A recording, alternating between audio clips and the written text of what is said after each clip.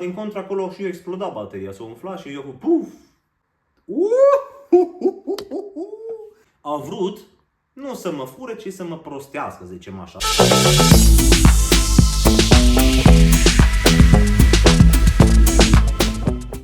Astăzi este ziua mare și măreață, exact cum ați citit voi în titlu. Astăzi, pentru prima oară în viața mea, am achiziționat acest iPhone. Da, știu, mai am un vlog făcut un an în urmă, unde am spus că mi-am cumpărat iPhone 14, dar cine s-a uitat la vlog știe că iPhone-ul 14 nu era pentru mine, era pentru Ioana. Dar eu totuși am făcut un unboxing, am spus despre el una alta. Și știți foarte bine că în vlogul de la iPhone 14 am spus că eu nu sunt fan iPhone. Am avut toată viața mea Samsung și am fost fan Samsung. Dar nu știu cum, astăzi, după atâta timp, da, m-au convins dintr-o parte în alta, m-a convins și Ioana. Și cel mai important că m-am convins și eu singur că iPhone-ul întrece, nu cu mult, dar întrece pe unele criterii și pe unele aspecte Samsung-ul. Eu am avut un Samsung S10-le cumpărat tot așa cum e și nou și am plătit foarte mulți bani, dar din păcate exact după 2 zile l-am dus înapoi că aveam probleme cu bateria. N-au vrut să mi-l schimbe, au zis că pot să-l trimit în garanție, să mi-l schimbe, să mi-l repare. Dar n-am vrut pentru că am zis n-am telefon, n-am cu ce să rămân și n-am vrut și de atunci de 4 ani stau cu telefonul ăla și tot mi se descarcă, iar îl încarc. Cine are Samsung știe și nu mințiți, știe și voi că boala lor este bateria. Și chiar totodată am avut înainte de Samsung S10, am avut un Samsung Galaxy S6 și tot aceeași chestie, ba din contra acolo și eu exploda bateria, s-a umflat și eu cu puf! No, asta este. Dar ce vreau să spun astăzi nu este vorba despre trecutul meu, ci este despre iPhone-ul ăsta 15. Pentru că, da, cum a citit în titlu, nu numai că mi l-am cumpărat, a vrut nu să mă fure, ci să mă prostească, zicem așa. De ce? Eu am fost la un magazin de electrodomestice și vă spun cu mâna pe inimă, am zis că vreau să fac o finanțare. Pentru că la magazin este modalitate până la 10 luni, dacă faci până 10 luni finanțare, nu ai niciun fel de dobândă, e zero. Eu am zis, bă, eu fac pe finanțare, dar luna viitoare sau în 2 luni am plătit tot, am achitat și telefonul meu. Și totuși m-am dus ieri acolo, am zis că vreau să fac o finanțare și mi-au zis că bă, da, dar trebuie să faci programare pentru că să ne este liber, vino mâine. Mi-a zis, ok, dar poți să-l rezervi sau ceva? Nu, că e lagări plin de telefoane. Bun, ok, bun, baza, m-am dus acasă, astăzi când mă duc acolo, tot așa am stat în coadă o grămadă, m-am dus acolo cu tot ce mi-a cerut. Și când m-am dus să spun că vreau să cumpăr telefonul, omul m-a întrebat, iar aceleași chestii, ce telefon, câți gigabyte, ce culoare. Sus în depozit, iasă afară, vine cu un telefon un pic mai mare de atâta, albastru și zice, tu vrei 15 Plus. Zic că nu, 15 normal. A, dar nu mai sunt. Zic că nu mai sunt. Pe altă culoare atunci, nu e problemă. Nici pe altă culoare. Ok, cu 128 de giga, dacă nu. Nici cu atât. Nu mai avem deloc 15. Deloc, 0. Singurul rămas e 15 Plus, albastru de 256 de giga, dar costa cu 200 de euro mai mult. După toată povestea asta, am zis că ok, nu mai le iau de aici, dar spuneți-mi unde pot să merg să-l cumpăr, în ce magazin, în ce secție, pentru că mă duc acolo și îl cumpăr. Nu mai este. În toată zona asta de Austria nu mai este. Am zis, bă, nu se poate. Într toată Austria, în toată țara, nu mai este un iPhone 15. M-am supărat, că am zis, asta e, să plec acasă. M-am dus acasă, către casă, m-am zis, bă, hai să încerc totuși la alt MediaMarkt, pentru că cine știe, așa de curiozitate, dacă nu ce mă ce pierd numai un timp, o oră pierdută. Intru la MediaMarkt acolo, iar intru, aceeași chestie, vorbesc cu omul, un băiat de treabă, de nota 10, vine la mine, îi zic ce vreau și eu zic că ok, hai că ne uităm. Dar ei nu s-au dus în depozit și acolo era dulăpiorul, cu ăsta au deschis dulăpiorul și acolo de față cu mine, deci am văzut că nu m-au mințit și așa mai departe, eu zic că avem așa, avem așa, avem așa. Din păcate cu 256 de gigabyte avem doar pe galben, culoarea galbenă. Cam așa a fost situația, n-am mai făcut nici finanțare, până la urmă l-am luat cu bani cash și acum știu că mulți așteptați să vedeți cât am plătit pe telefonul ăsta. Au fost 1000 de euro, un pic mai puțin, cu câțiva euro mai puțin, dar nu mai stăm pe gânduri, v-am plictisit până acum cu povestea mea. Am așteptat, nu l-am desfăcut, vedeți și voi aici, nu mint. Încă sigilul e pus, de 4 ore îl am acasă, ca să fie live cu voi, ca să vedeți și voi reacția mea. Așa că nu mai stăm pe gânduri, Și uitați-vă și voi aici. În primul rând, cutia este aia clasică de iPhone. Cu sigilul sus, sigil jos. Eu astăzi oricum nu o să fac o prezentare detaliată cu software, cu ce chestii, pentru că suntem deja la iPhone 15. Deja au ieșit, eu cred, peste 20 ceva de modele de iPhone, dacă nu mai multe. Da, iepurile tot aici la locul lui. În primul rând, scrie aici, vedeți și voi, Designed by Apple in California. Nu mai stăm pe gânduri și 3, 2, 1... Gata! De acum începe garanția, pentru că știți și voi că dacă voi nu-l desfaceți, nu pornește garanția. Garanția pornește de când pornești telefonul.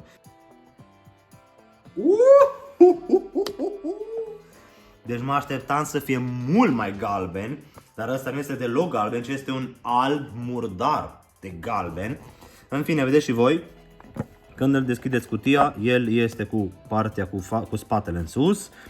Semnul de la măr mușcat aici, două camere, știți și voi că iPhone-ul 15 normal are două camere. După aia o să vă zic și de ce am ales 15 normal și nu 15 Pro. Cu ce vine la pachet? Folia asta de protecție, ce din păcate nu se mai fac telefoanele cum se făceau odată, că avea oricum o folie de protecție provizorie până ce îți cumpărai tu folie din aia sau sticlă. Asta odată că o dau jos, nu mai am niciun fel de protecție, ceea ce oricum e foarte aiurea, pentru că încă nici nu am dat comanda pe internet la husă și la toate. O să dau în seara asta. Cu ce vine aici? Vedem că vine doar cu un cablu de încărcat. Partea bună e că iPhone 15 le vine deja cu USB-C. În sfârșit s-au trezit și ei de la iPhone să bage USB-C, ceea ce la Samsung deja de vreo 5 ani avea, în fine. Un alt lucru negativ, începem acum deja în forță cu negativ, nu are încărcător, vedeți, nu are ștecherul.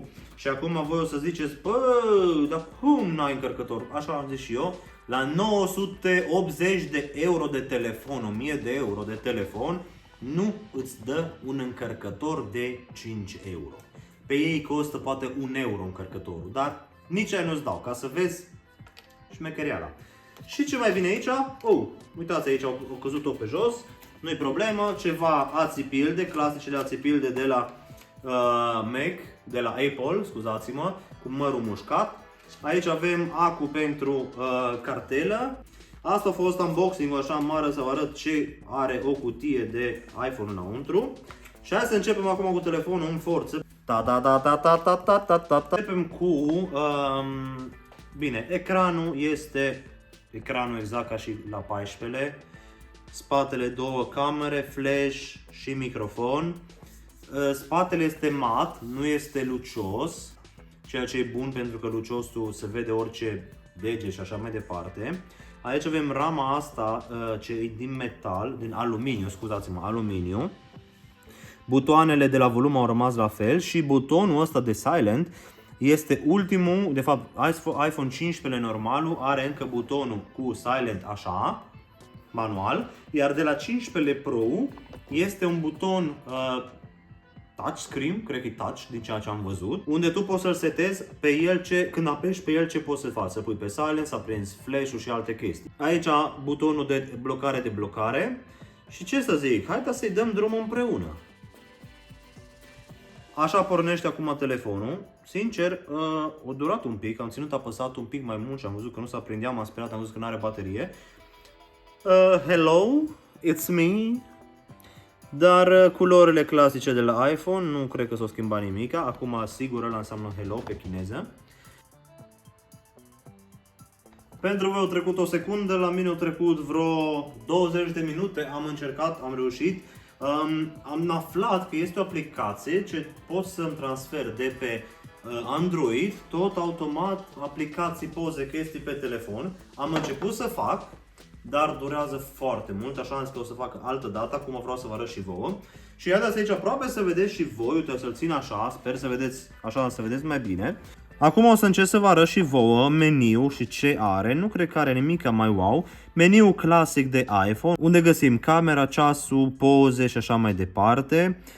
Un lucru ce, pentru cine știe, iPhone 15 are ecranul de 60 de Hz, iar iPhone 15 Pro are 120 de Hz, dar camerele au rămas la fel. între 15 sau 15 Pro camere sunt la fel, mai ales asta din fața anterioară 12 megapixel, în spate la fel, doar că 15 Pro are și a treia cameră, camera zoom ori X3 ori 3, ceea ce iPhone-ul meu nu are, așa, dar de ce mi-am luat eu iPhone 15 și nu 15 Pro sau 15 Plus? Pentru că toți cu care am vorbit eu, am căutat recenzii pe YouTube, am uitat la o grămadă de videouri. Din păcate, iPhone-ul 15 Pro are un nou soft, ce din păcate e încă în probă, să zicem așa. Și care e problema? Bateria ține mult mai puțin față de 15 normal. Din ceea ce am găsit pe internet și pe datele tehnice, bateria asta ține cam cu vreo 15-20% în plus. Da, Ioana râde din spate, dar e purile fericit. E fericit și el că mi-a cumpărat iPhone. Uitați-vă și voi ce frumos sare aici și e bucuros omul. Animalul e bucuros. Dar voi nu-l băgați în seamă, el se bucură aici așa când e liber, e la el acasă. După aia, un al doilea lucru iară, ăsta se încălzește mult mai puțin decât 15 Pro.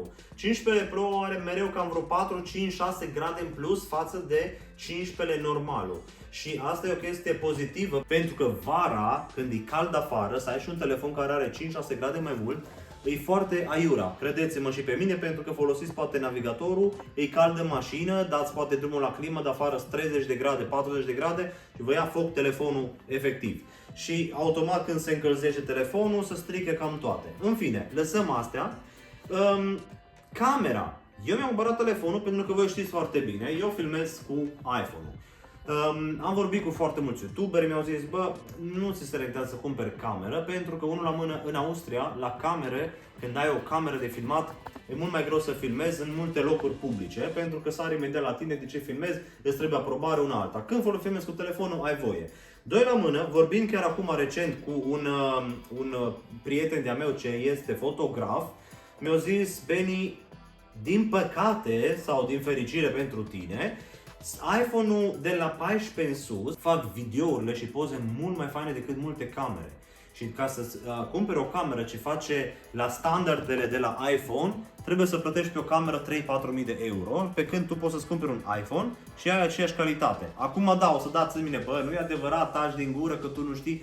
Bă, pentru ce-mi trebuie mie, pentru social media, pentru YouTube, pentru ce filmez eu mașini, daily vloguri, mai fac unboxing-uri și din astea, e mai mult ca suficient. La iPhone 15 Pro, camera și definiția și calitatea este la fel, doar că are niște modalități în plus. De exemplu, acum un exemplu foarte banal, cu 15 Pro, dacă eu filmez, pot automat să bag cu USB-C un card, un stick sau un hard disk și tot ce filmez eu cu telefonul să fie transferat direct în hard disk și nu în memoria de telefon. Ceea ce la iPhone-ul 15 normal nu poți să faci. Sau la poze, la editat de poze, ai mai multe editări automate la Pro, dar eu editez știți foarte bine că am un Mac Air Pro 15, da? Unde îi oricum foarte bun și cu editez și video și poze și tot. Acum, ca să încheiem, ca să ne apropiem de încheiere, haideți mai aproape să vedem și noi, să vă arătăm. Acum nu știu cât de bine o să se vadă, cum se vede în poză. De exemplu, haideți, uitați-vă aici, eu o să vin așa și uitați-vă și voi, nu știu cât se vede de bine, dar poza, asta e camera de poză. La video, uitați-vă și voi ce clar se vede. Are modalitate Kino sau Cinema, Slow Motion, Time-lapse. Nu schimbă absolut nimic între 15 Pro sau 15 normalul.